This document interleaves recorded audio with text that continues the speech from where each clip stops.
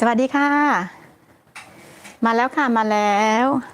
เจอกันกับก้อยอีกแล้วค่ะทางช่องวารุณีชาแนลนะคะช่องแบ่งปันทางด้านการตัดเย็บเสื้อผ้าและการสร้างแพทเทิร์นค่ะวันนี้ก็จะพาเพื่อนๆมือใหม่ สร้างกางเกงกระโปรงขาบานนะคะขายาว หรือกระเปรงนะคะจะสร้างแบบใส่สบายสร้างง่ายใส่สบายไม่เน้นเป้าใส่สบายนะคะตัวนี้จะเอาแบบเบาๆก่อนทำแบบเบาๆก่อนจะพาเพื่อนๆทำแบบเบาๆจะได้ไม่เครียดนะคะ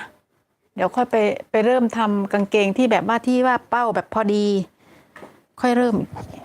อีกจุดหนึ่งนะเรามาเอาแบบง่ายๆสบายๆก่อนเนาะมาเริ่มเลยค่ะ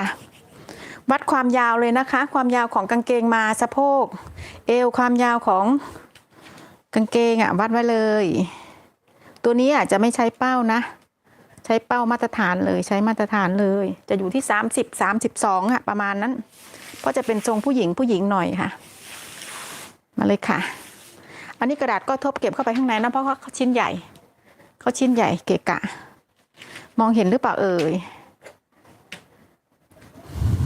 ตกร่องตกกรอบไหมก็ใช้กล้องหน้านะคะก็ดูก่อนมาเรียนรู้ไปพร้อมๆกันค่ะเพื่อนๆค่ะมาเรียนรู้ไปด้วยกันนะ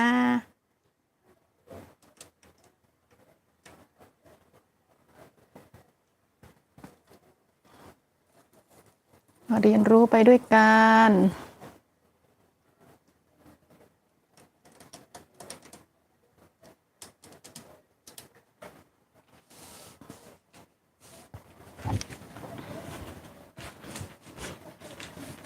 วัดจากริมกระดาษลงมาก่อนเลยนะคะสัก3 นิ้ว2 นิ้วครึ่งก็ได้สัก2 นิ้วครึ่งขีดไว้ก่อนค่ะเราขีดไว้ก่อนเลยนะคะขีดไว้ก่อนเลยแล้วก็ตั้งกล้องใหม่นะคะจะได้มองเห็นทุกสัดส่วนเวลาก้อยทำก้อยกลัวเพื่อนๆมองไม่เห็น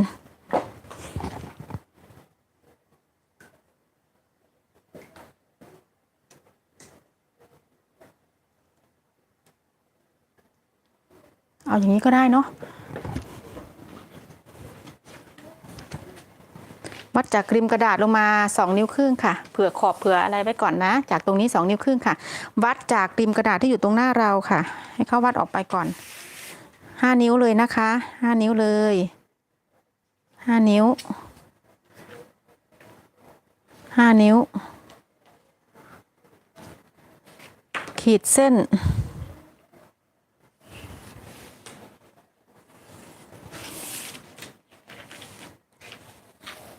วัดจากเส้นตรงนี้จะเป็นเส้นเอวนะคะ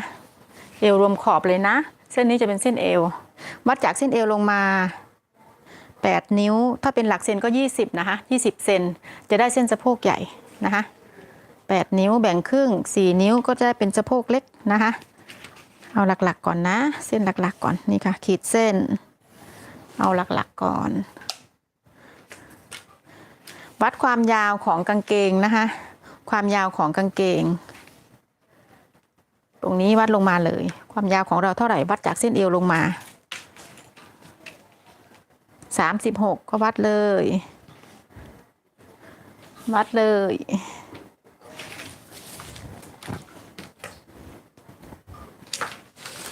ได้แล้วขีดเลยค่ะ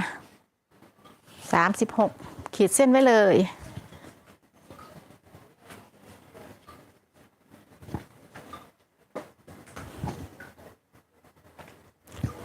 ความยาวของขากางเกงเราก็ขีดเส้นไว้เลยนะคะเส้นสะโพกเล็กอันนี้เส้นสะโพกใหญ่นะกางเกงจะทำชิ้นหน้าก่อนนะคะสะโพกจะบวกอยู่ที่1 นิ้วนะคะบวกรวมหารก่อนแล้วค่อยบวกสะโพก38ตัวนี้สะโพก38หาร4นะคะได้9.5ชิ้นหน้าจะยังไม่บวก38หาร4ได้9.5วัดเลยค่ะให้เขาวัดออกไปเดี๋ยวหาเส้นเป้าลึกก่อนดีกว่านะคะการที่เราจะหาเส้นเป้าลึกให้วัดจากเส้นสะโพกลงมานะคะวัดจากเส้นสะโพกลงมา5 นิ้วนะคะ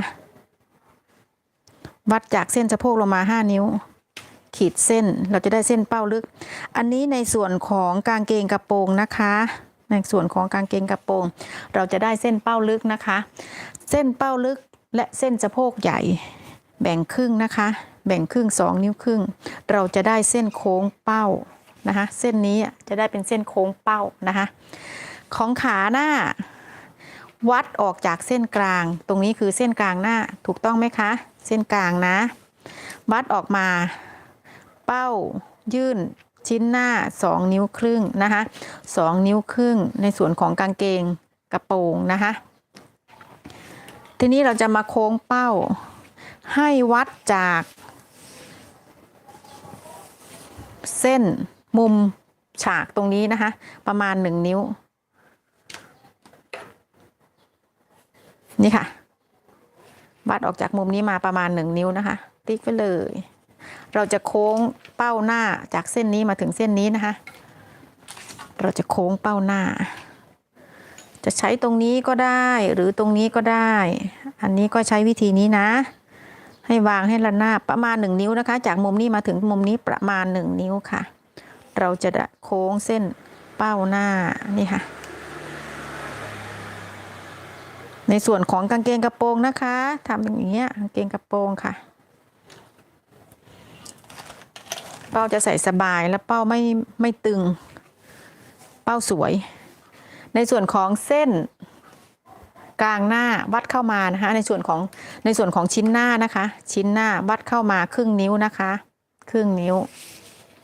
วัดเข้ามาครึ่งนิ้วขีดมาหาเส้นอกขอโทษค่ะ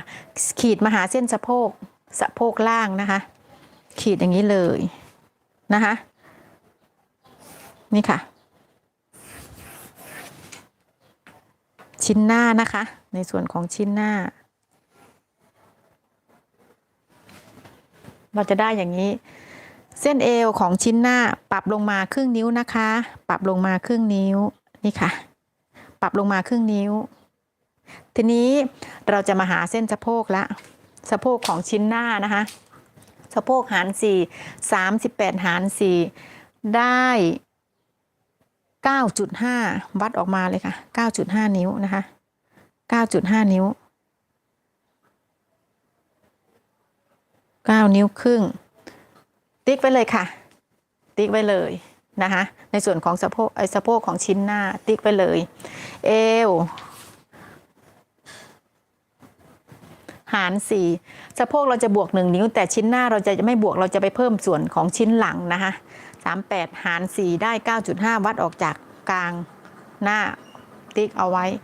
เอวหาร4นะคะเอวตัวนี้เอว30หาร4ได้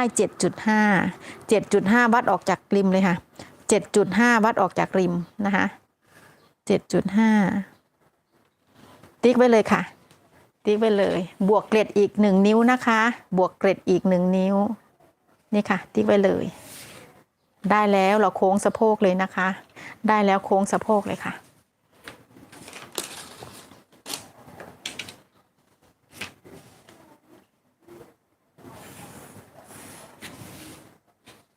ในส่วนของชิ้นหน้านะคะทีนี้เราจะมาหาเกล็ด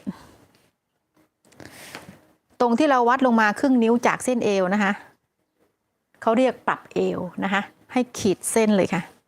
ขีดไปหาเส้นข้างตรงนี้เลยขีดอย่างนี้เลยนี่ค่ะทีนี้เราจะมาแบ่งเส้นกลางตรงนี้เราจะแบ่งเส้นกลางแบ่งเลยนะคะเอวหาร4ให้วัดจากจุดนี้มาถึงจุดนี้ได้เท่าไหร่อันนี้ได้8 นิ้วครึ่งแบ่งครึ่ง8 นิ้วครึ่งแบ่งครึ่งก็จะอยู่ที่8 นิ้ว1 กระเบียดนะคะนี่ค่ะขีดเลยขีดให้เป็นเส้นตรงลงมานะคะให้เข้าเส้นขนานถ้าเพื่อนๆงงว่าขนานนี่หมายถึงอะไรให้ใช้มุมไม้บรรทัดนะคะวางเส้นเนี่ยที่เราปรับแล้วเรียบร้อยวางอย่างนี้เลยค่ะวางให้เข้าขนานกันอย่างเงี้ยเราจะได้มุมฉากเราจะได้มุมฉากเราขีดเส้นยาวลงมาเราจะหาเกล็ดละนี่ค่ะเกล็ด1 นิ้วแบ่งข้างละครึ่งนิ้วนะคะเกล็ดใหญ่1 นิ้วแบ่งข้างละครึ่งนิ้วค่ะนี่ค่ะเกล็ดลึกประมาณ4 ถึง 4 นิ้วครึ่งนะคะประมาณนี้กำลังดีขีดเส้น นะคะเราได้ละทีนี้เราจะมาหาเส้นกลางของตรงนี้เส้นกลางเนี่ยเราจะหาแนวทางของเส้นกลางแล้วนะคะให้วัดจากเส้นที่เราเป้ายื่นเนี่ยหาเส้นสะโพกจากจุดนี้เท่ากับสะโพกที่เราหาร4ได้เนาะให้วัดออกมาเลย9 นิ้วครึ่งอันนี้9 นิ้วครึ่งนี่ค่ะตรงนี้เราก็จะแบ่งครึ่งจากเส้นเป้ายื่นของชิ้นหน้านะคะอันนี้12 นิ้วพอดีแบ่งครึ่งก็จะอยู่ที่เราจะได้เส้นกลางนะคะ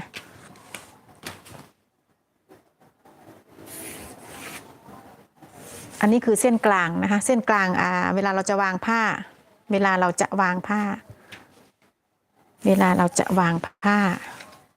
เส้นนี้เป็นหลักเลยนะคะเราต้องมีเส้นนำจะบอกว่าการวัดกางเกงเราวัดตั้งแต่แรกเลยคือเอวเข่านะคะเอวเข่าความยาววัดมาเลยของก้อยเอวเข่าจะอยู่ที่20 นิ้วตรงนี้เลยเราจะได้เส้นเอวเข่า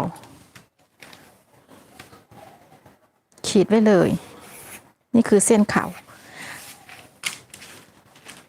แต่ถ้าเพื่อนๆลืมวัดเอวเข่ามานะคะเราจะหาได้อย่างไรใช้เส้นเนี่ยเส้นเป้า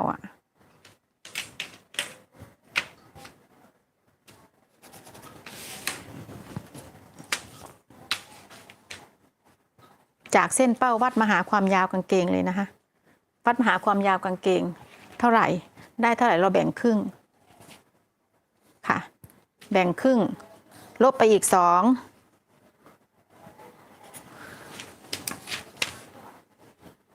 ก็จะได้ประมาณนี้ลบ2 นิ้วเราจะได้เส้นเข่านะคะตรงนี้จะเป็นเส้นหัวเข่าไม่งงนะเพื่อนๆไม่งงนะ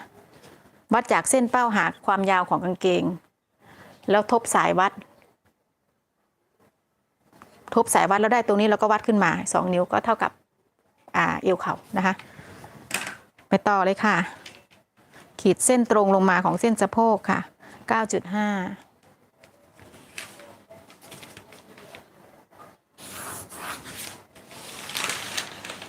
ปลายขา 9.5 อันนี้จะเป็นชิ้นหน้านะคะขีดเส้นไว้เลยค่ะขีดเส้นตรงไว้ก่อนเลยค่ะ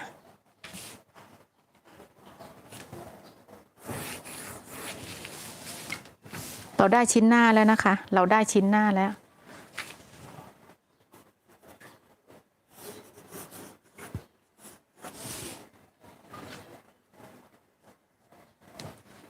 ต่อมาเราจะหาชิ้นหลั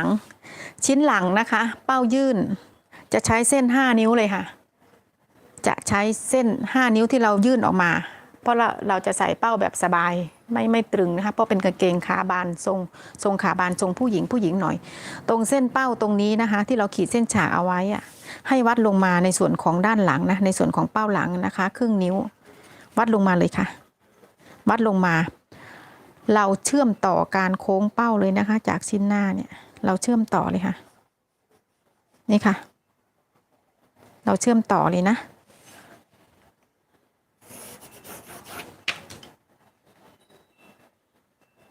ขีดมาหาเส้นตรงนี้ก่อนนะคะเราเชื่อมต่อเส้นเป้าหน้าเลยค่ะนี่ค่ะเราเชื่อมต่อเลยเราเชื่อมต่อเข้าไปเลย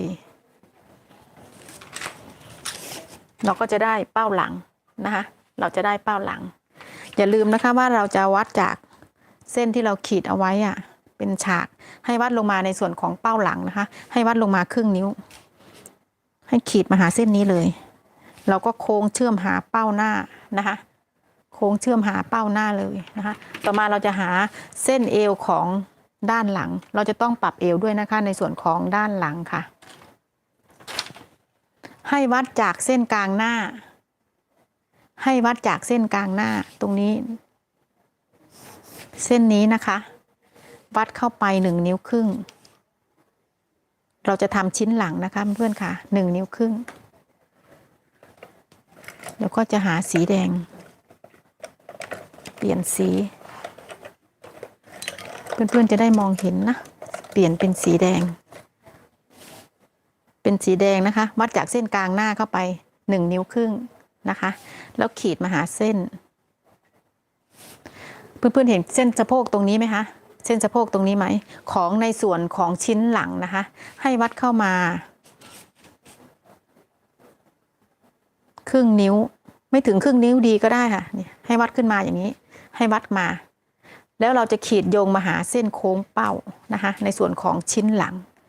ในส่วนของชิ้นหลังนะคะเพื่อนๆขานี่ค่ะเนี่ยขีดยาวขึ้นมาอย่างนี้เลยนะคะขีดยาวขึ้นมาอย่างนี้เลยนะคะในส่วนของชิ้นหลังวัดจากเส้นเอวขึ้นมา1 นิ้วค่ะวัดจากเส้นเอวขึ้นมา1 นิ้วนะคะ1 นิ้วอันนี้เป้าหลังจะเป็นเส้นสีแดงนะคะเป้าหลังจะเป็นเส้นสีแดงเป้าหน้าจะเป็นเส้นสีน้ำเงินนะคะ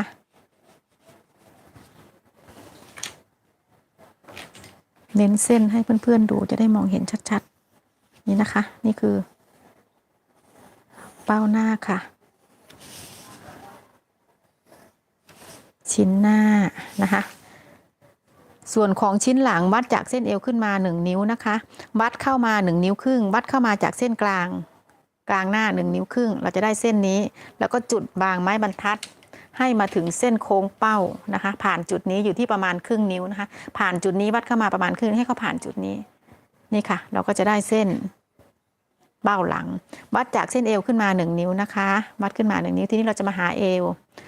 จะมาหาเอวและสะโพกของส่วนของด้านหลังนะคะพอเราวัดกินเข้ามาตรงนี้เสร็จปุ๊บเราจะต้องวัดสะโพกออกจากเส้นนี้ออกไปแล้วนะคะสะโพก38หาร4ได้9.5เราจะบวกอยู่ที่1 นิ้วนะคะบวกรวมอยู่ที่1 นิ้วคือเราจะมาเพิ่มชิ้นหลัง9.5 บวกอีก1 นิ้วกระโปรงชิ้นหลังกางเกงเนี่ยมันจะมีทั้งหมด2 ชิ้นถูกต้องไหมคะเราต้องแบ่งครึ่งคือเราจะต้องเพิ่มไปอีกคือครึ่งนิ้วอีกฝั่งหนึ่งก็ครึ่งนิ้วรวมกันเป็น1 นิ้วไม่งงนะคะ9.5 38หาร4ได้9.5ในส่วนของชิ้นหลังนะคะ9.5ถึงตรงนี้บวกไปอีกครึ่งนิ้วนะคะเอาเป็นเส้นนี้ในส่วนของสะโพกเท่านั้นนะคะในส่วนของสะโพกชิ้นหลังเท่านั้นนี่ค่ะเราจะได้เส้นนี้นี่นะคะยาวมาถึงข้างล่างเลยค่ะยาวมาถึงข้างล่างเลยค่ะยาวมาถึงปลายขาเลยนะคะยาวมาถึงปลายขาเลยค่ะนี่ค่ะขีดตรงเลย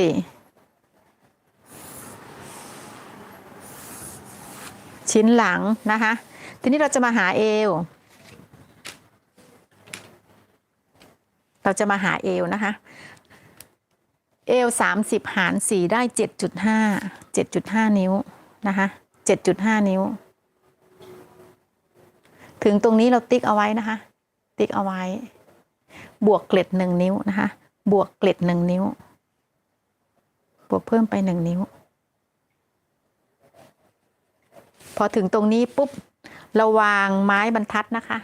มุมไม้บรรทัดให้ตั้งฉากกับเส้นสีแดงเนี่ยให้เข้าบาลานซ์กันกับเส้นเอวตรงนี้นี่นะคะนี่ค่ะวางไม้บรรทัดให้ตรงกับเส้นฉากตรงเส้นสีแดงให้ถึงเส้นที่เราบวกเกล็ดแล้วเรียบร้อยขีดเลยค่ะเราจะได้เกล็ดหลังนะเราจะได้เส้นเอวหลังนี่ค่ะ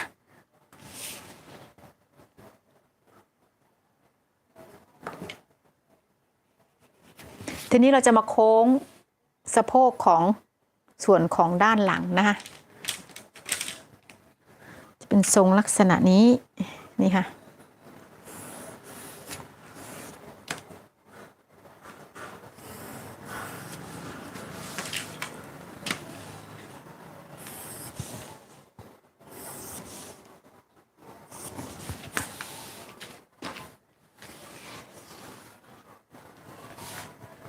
ต่อมาเราจะหาเกล็ดด้านหลังในส่วนของเกล็ดด้านหลังและด้านหน้ากระโปรงที่เราจะแยกบานก็จะใช้เกล็ดเดียวกันนะคะคือบวก 1 นิ้วไปแล้วก็ขีดยาวขึ้นมาหาชิ้นหลังเลยนะนี่ค่ะ1 นิ้วตรงนี้นี่ค่ะก็จะใช้กริดเดียวกันเพราะว่าเราจะปิดเกล็ดแยกบานแยกขากางเกงเราจะไม่ตีบานจากขากางเกงออกไปเยอะนะคะเราจะแยกบานตรงนี้เพราะทรงเขาจะได้ออกมาสวยมันอย่างเหมือนอย่างในรูปหน้าปกนะคะแต่ถ้าเราตีบานออกข้างอย่างนี้เขาจะแฉ่งไม่สวยนะคะเขาจะบานแฉ่งทีนี้เราจะมาทำขาขออนุญาตหมุนกระดาษนะคะในส่วนของขากางเกงชิ้นหน้าเดี๋ยวก็จะบอกนะคะเดี๋ยวก็จะบอกสะโพกเราได้ไปแล้วนะขาหน้าตรงนี้2 นิ้วครึ่งถูกต้องไหมคะขีดเส้นตรงลงมาเลย2 นิ้วครึ่งขีดเส้นตรงลงมาเลยคือขาหน้าตรงนี้ในส่วนของขาด้านในจะปล่อยไว้เป็นเส้นตรงเลยก็ได้แต่ก็จะไม่ปล่อยเป็นเส้นตรงเพราะว่าเวลาเราไปตัดใส่เราใช้ชีวิตจริงเวลาเราเดินจริงๆเขาจะพันขาเวลาเราเดินกระโปรงขากางเกงขาบานจะขาตรงหรือขาอะไรก็แล้วแต่เขาจะเวลาเราเดินเขาจะพันขาจะทำให้เราเดินลำบากก็จะปรับเข้ามาอยู่ที่1 นิ้วก็ปรับเข้ามา1 นิ้ว1 นิ้วหรือ1 นิ้วครึ่งก็ได้นะคะทั้งขาหน้าและขาหลังนะคะทั้งในส่วนของด้านหลังและด้านหน้าขีดนี่ตรงนี้คือเป้าหน้าขีดเลยค่ะเราได้ขาในเส้นใหม่นะคะขีดเข้ามาชิ้นหลังเหมือนกันขีดเข้ามาเลยค่ะเราได้เส้นใหม่แล้วนะอันนี้ขาด้านหลังจะเป็นเส้นสีแดงนะคะขาด้านหลังเป็นเส้นสีแดงนะคะขาในด้านหน้าเป็นเส้นดินสอสีดำนะคะจะอย่างนี้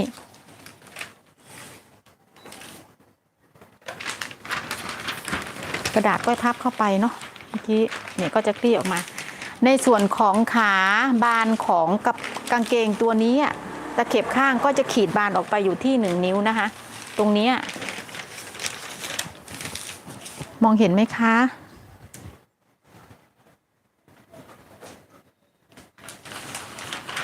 ตรงนี้ก็จะขีดบานเข้ามาขีดหุบเข้ามาข้างขาในขานอกขาใน1 นิ้วทีนี้ในส่วนของ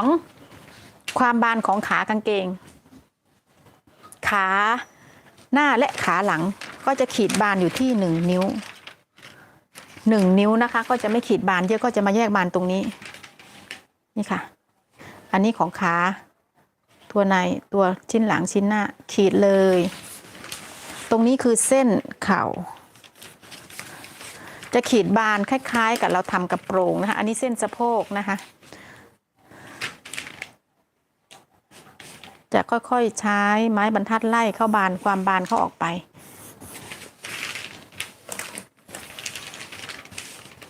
อันนี้เป็นชิ้นหลังนะคะตัวในส่วนของชิ้นหลังนะคะความบานอันนี้จะเป็นส่วนของชิ้นหน้านี่ค่ะค่อยๆไล่นะคะค่อยๆไล่เขาให้บาลานซ์กัน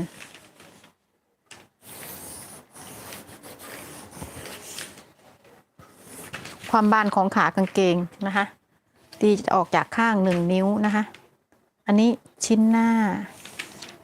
ใช้ดินสอนะคะ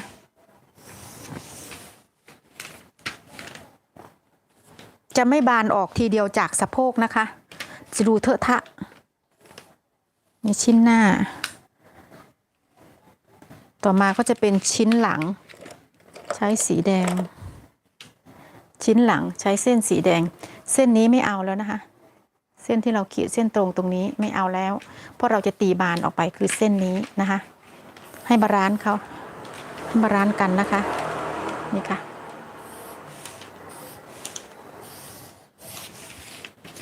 ทรงเขาจะออกผู้หญิงหน่อยเราได้เส้นแล้วนะคะ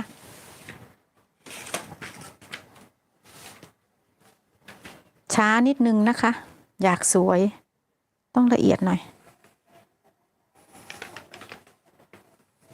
นี่ค่ะทีนี้เราจะมาปิดเกล็ดนิดนึงเพื่อที่จะแยกขีดเส้นตรงลงมาเลยค่ะขีดเส้นตรงลงมาเลยนะคะจากเอวจากเส้นเกล็ดที่เราได้ปลายเกล็ดนะคะ ขีดตรงลงไปเลยขีดตรงลงไปเลยนี่ค่ะก็ขออนุญาตตัดกระดาษนะคะเดี๋ยวก็จะตัดกระดาษเข้าออกไปเพื่อที่จะแซมกระดาษเดี๋ยวจะตัดออกไปเพราะว่าเราได้ตรงนี้แล้วนะคะ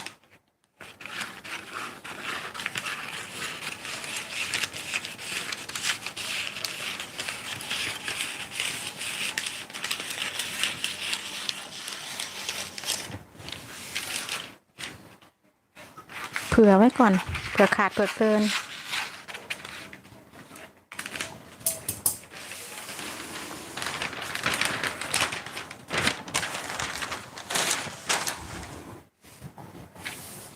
จะปิดเกล็ดขีดเส้นยาวมาหาเส้นสะโพกเลยนะคะเส้นเป้าเดี๋ยวก็จะปิดยาวมาถึงเส้นเป้าเลย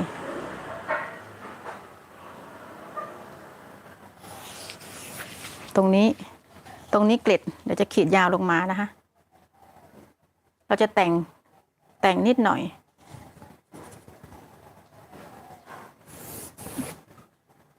ใช้เกล็ดเดียวกันนะคะหน้าและหลัง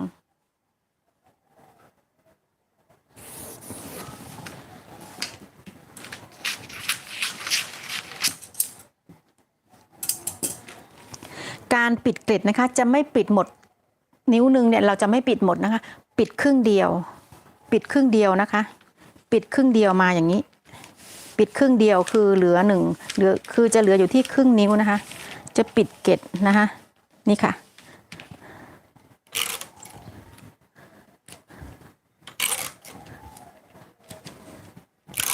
ปิดเกล็ดครึ่งนิ้วพอค่ะปลายเกล็ดที่เราปิดมาอยู่ที่เส้นเป้านะคะนิดนึงพอปิดตรงนี้ปุ๊บเรามาแยกกระดาษเลยค่ะแยกเลยนี่คือความบานของกางเกงนะคะเราแยกตรงนี้เลยเสริมกระดาษเลยค่ะเสริมกระดาษเลยแล้วก็จะแต่งกระดาษเสริมกระดาษก่อน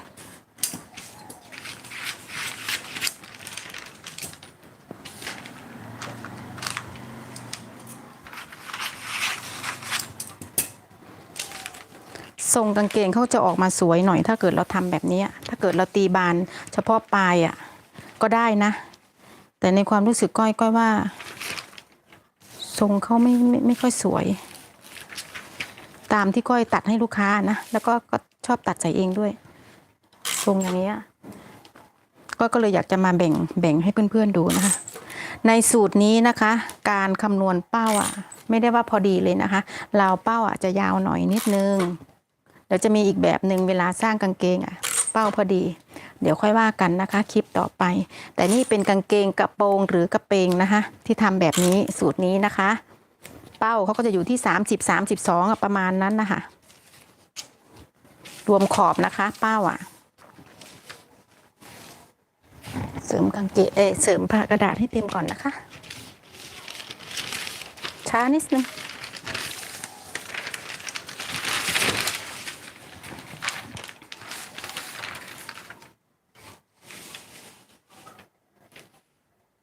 เติมกระดาษให้เขาเต็มเลยแล้วกัน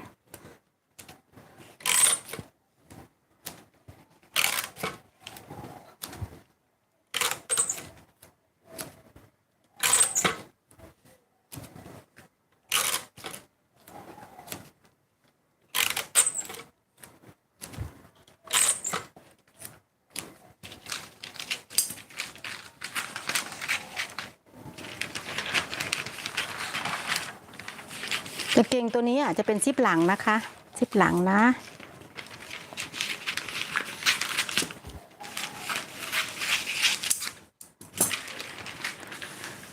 พอเราแยกกระดาษเสร็จแล้วนะคะเราจะแต่งปลายขาเราต้องเก็บเข้านะคะอันนี้เป็นเส้นเดิมตัวนี้เป็นเส้นเดิมนะเส้นเดิมเราจะเก็บข้างปลายขาเข้าขึ้นประมาณครึ่งนิ้วนะคะครึ่งนิ้วอันนี้ขาหลังตัวนี้ขาหน้าครึ่งนิ้วเหมือนกันใช้ไม้บรรทัดโค้งเลยค่ะโค้งแต่งให้สวยนะคะอันนี้ขาหน้าค่ะขาหน้าอันนี้ขาหลังนะคะแต่งให้สวยเลยนี่ค่ะ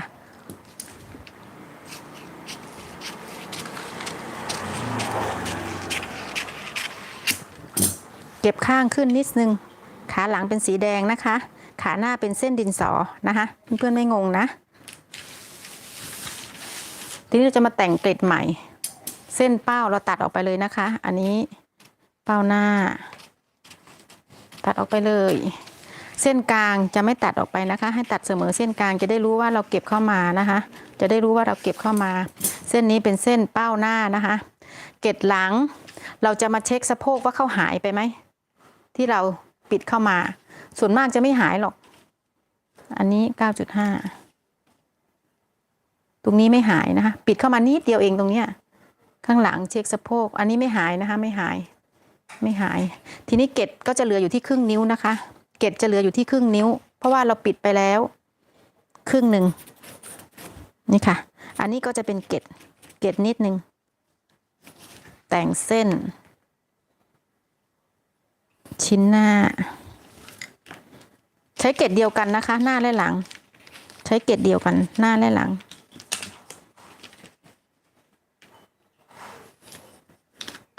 เกล็ดหลัง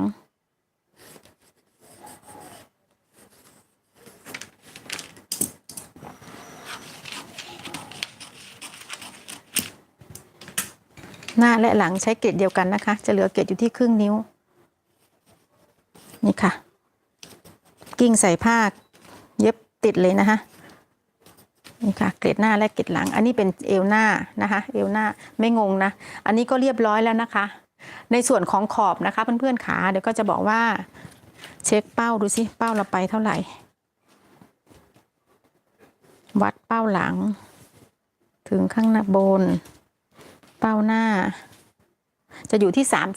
32ประมาณนี้นะคะเป้าขอบกางเกงก็ทำขอบอยู่ที่1 นิ้วไปนะคะทำเป็นขอบกางเกงนะคะเป้าก็จะใส่แบบสบายหน่อยเรียบร้อยแล้วนะคะเพื่อนๆค่ะวิธีสร้างกางเกงกระโปรงหรือกางกระเปงนะคะประมาณนี้เพื่อนๆไม่งงนะเจอกันใหม่คลิปหน้าค่ะเดี๋ยวก็จะสร้างกางเกงให้ดูอีกแบบหนึ่งนะคะในส่วนของกางเกงขา3 ส่วนหรือขา5 ส่วนอะไรประมาณนั้นนะคะโอเคค่ะเพื่อนๆค่ะเจอกันใหม่คลิปหน้าสวัสดีค่ะ